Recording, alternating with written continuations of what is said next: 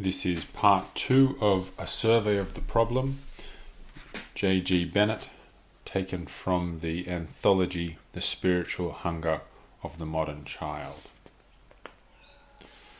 As the body grows and develops, so also does the psyche. We observe the awakening of one part of the psyche after another. At first it is mainly instinct, then come feeling, desire, reaction, and so on. Much later, the life of the imagination and thought begin to form, and by the age of puberty, the psychic powers or functions are in full activity. This psychic growth derives its content mainly through what comes from the outside, and the material which is moulded into this new psychic nature is that which is come partly from hereditary, partly, perhaps, from the conditions of conception, partly from other sources of which we are not aware. There begins to be present in the child an unmistakable psychic nature to which we give various names, such as personality, or mind, or soul. It has its own needs.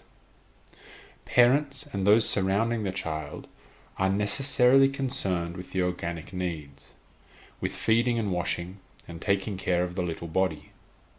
They also try to satisfy the psychic needs, perhaps by teaching, by stimulating and encouraging the development of this psychic nature, very often over-encouraging it.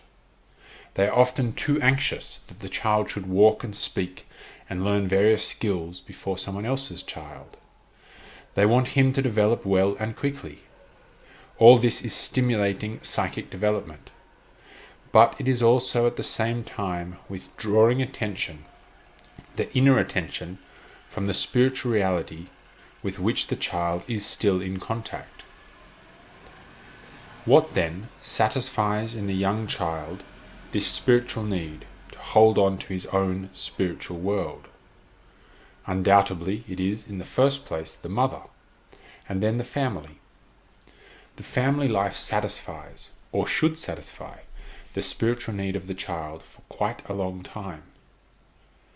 There is a period in the life of a child when nearly all his spiritual needs, his spiritual hunger, can be satisfied by the family environment. But only on the condition that the family environment does really provide for the spiritual needs, and does not exaggerate out of all proportion the importance of the psychic needs. If that is done, then this child will grow up perhaps with an inordinate psychic hunger, a need for experience, for excitement, for interest, for the satisfaction of all these psychic needs. And then, what is it that happens? These psychic needs begin to become psychic imperatives, necessities, emotional desires, emotional impulses that must be satisfied. For some, the desire for attention, appreciation, and so on becomes a must. For others, the desire for self-expression, self-assertion becomes a must. In due course, various other natural powers develop, especially the sexual powers at puberty. The sexual powers at once open the way for the satisfaction of psychic needs with new intensity, new material, new contributions to the psychic life, and again all this becomes a must. If there is not at the same time some spiritual satisfaction, some spiritual assurance, there is no balance. There is nothing to counterbalance these psychic hungers. And then we have the kind of situation that we recognize only too well in our present time. The "why shouldn't I? What is wrong?" We know only too well that attempts to answer these questions, either on an organic basis or a psychic basis, are unconvincing. They sound especially false to the child, who has not had the awakening of the spiritual consciousness that would enable him to recognize the answers for himself, and would make it quite unnecessary for him either to ask the question or to receive the replies to it. This raises a point on which I believe that all our speakers will agree, and I would venture to put it down as a fair starting point in the study. The point is that we cannot answer questions about what we ought or ought not do in terms simply of the results that will ensure. To say, you ought not to do this because if you do it, you will have such and such an unpleasant result, is right neither for the young child nor for the adolescent, nor even for mankind as a whole. That may seem strange, because in the past it has been usual to present ought and ought not in terms of reward and punishment. You ought to do this, because if you do, you will be rewarded. You ought not do that, because if you do, you will be punished. Is clearly a nonsensical statement. The word ought might just as well be left out, and one could say, if you will do this, you will be rewarded. If you do that, you will be punished. The word ought has ceased to have any place in the conversation as soon as reward and punishment come in. It has simply reduced the whole action to a natural level and has left the spiritual content out of it. What is the result of trying to have morals without ought, or a code of conduct without a sense of spiritual obligation? Unanswerable objections are put forward, as we have seen with this question that has disturbed so many people, of sexual disorder in modern youth. We know quite well that if we say, you ought not to do this, because you may catch a disease, they answer, but this is the business of the doctors. It is not my business. The doctor has to see that I do not catch a disease, or cure me if I catch it. If we say, you ought not to do this, because you will bring children into the world that you do not want and will not want to care for, the answer is, that is the business of the state. It is not my business. The state is there to look after everyone, and if I feel no sense of responsibility, then others must take it on. We must recognize that that sort of retort is unanswerable, so long as we confine the presentation entirely to the organic and the psychic. If we say, if you do this, you will be unhappy, they answer, but if I do, I will also be happy. So let me be happy first, and who knows if I will be unhappy afterwards, and the rest of it. In short, there is in reality no psychic foundation for morality. If one could go beyond the family into a society that could provide a real spiritual environment, then perhaps one could say that the transition from early child life with the family as the sole environment to the adolescent life when society begins to be the environment could be made smoothly. Then the spiritual needs could be satisfied by the sense of belonging to a society in which the words ought and ought not, and in which the feeling, I belong and I matter, expressed a reality that all could recognize. But our human societies have not yet come to this. I believe that we are in the process of a gradual development, that time will bring human society to the spiritual quality that a great family could have. But if we survey our situation as it is today, we have to admit that not only is the society the adolescent enters not a spiritual society, but even the family is very seldom in these days a spiritual environment. The family has become much more a psychic environment. I must make it clear that I include in this all the interest and attachment to material things, and the assessment of values in terms of possessions and money and the rest of it that we call materialism. The whole of this creates a psychic complex, and it is that kind of psychic complex that dominates family life in the very great majority of families in this country and in most parts of the world. So that we have, unfortunately, to go right back and recognize that there is for children a truly spiritual environment only before they are born. As soon as they are born, they already begin to be exposed to an environment which is more organic and psychic than spiritual. And this begins even at the very early stages of family life. Well-meaning parents are often concerned only with stimulating the psychic nature of the child and do not understand the needs of the spiritual nature. These spiritual needs are not really such profound things that only people of very saintly character and extraordinary spiritual powers can do anything about. They are largely concerned with such qualities as trustworthiness, sincerity, and truthfulness that create the feeling that I am in an environment that I can trust. Once we have that sort of starting point, we are able to go on to something very, very much greater, in the sense that we shall be able to trust in God. It is more important that parents should provide an environment of trust for their children than they should provide a condition of psychic stimulation. They seldom understand this, and much the same applies to each of the different factors that go to make up the needs of our spiritual life. I have spoken already of the word ought, which is connected with what we call the sense of duty. I think you will agree that duty has no meaning except in a spiritual sense. There is no such thing as duty in a psychic sense, because the psyche of man is simply that which reacts in different ways to the inner and outer environment, which is the accumulation of his own experiences, his hereditary and atavistic experiences, the whole that goes to make a human psyche. The spiritual man is really concerned with the word ought.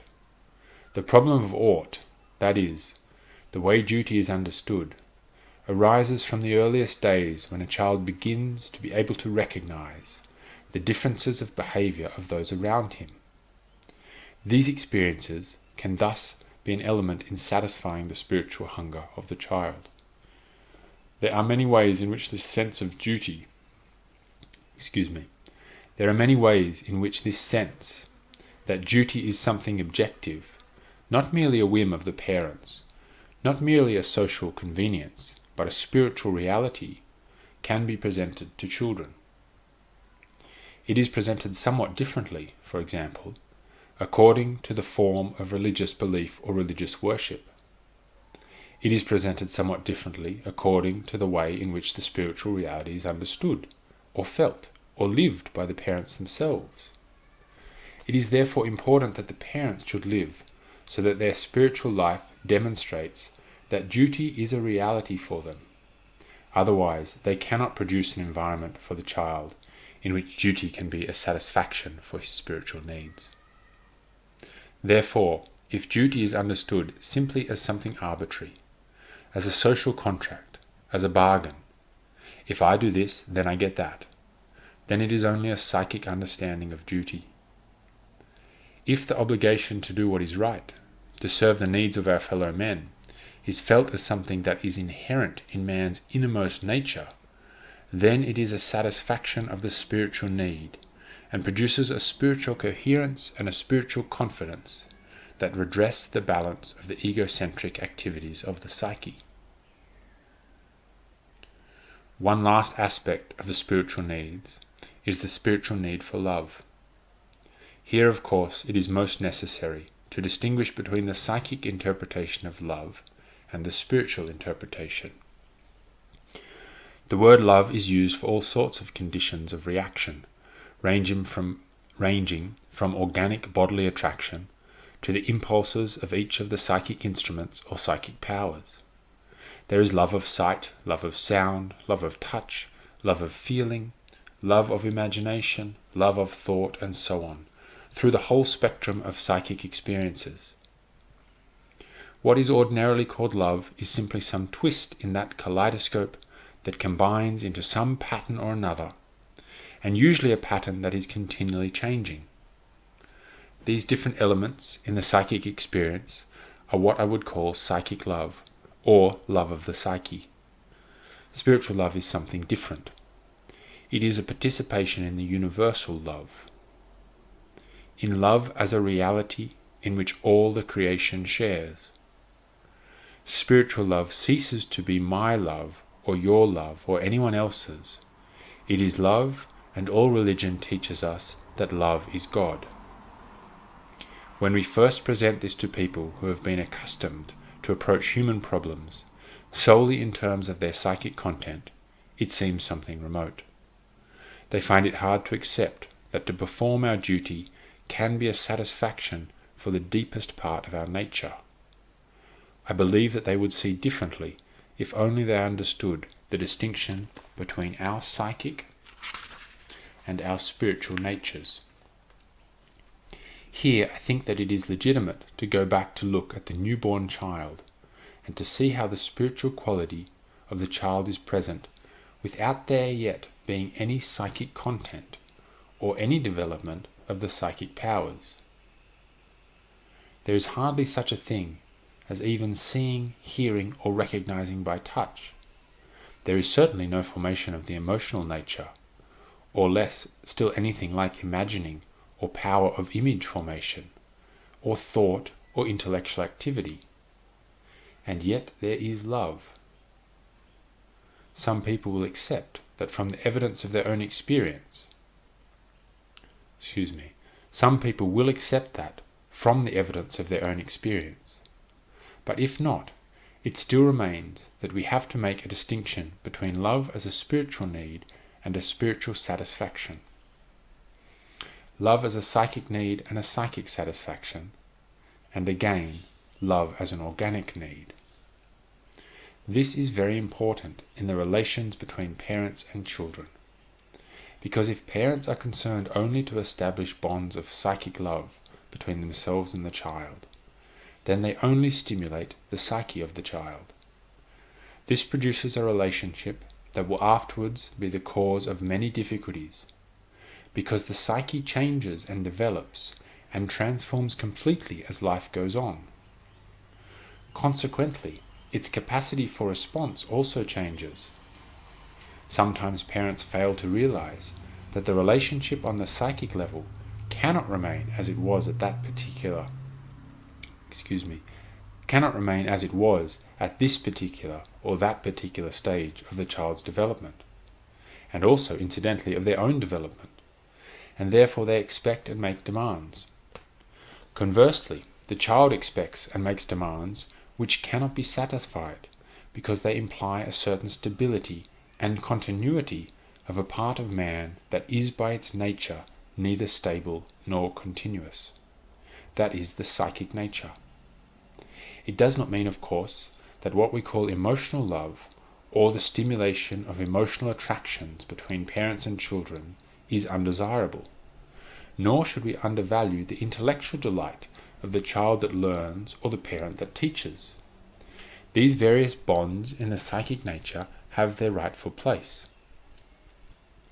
But if the development of the relationship is confined to the psychic field, then there will always be trouble. There will always be difficulty in adjustment. The child will suffer most of all when it is no longer able to be in the kind of relationship that was possible at an earlier stage of his development. This is seen so clearly through a study of the stages of transformation of children between the ages of 6 and 8, or at the time of puberty. Indeed, it occurs earlier.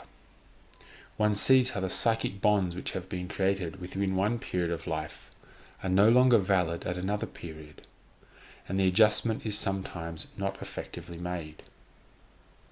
But much worse is that something remains starved, both for the parents and for the children, and the capacity for the spiritual relationship of love is not satisfied.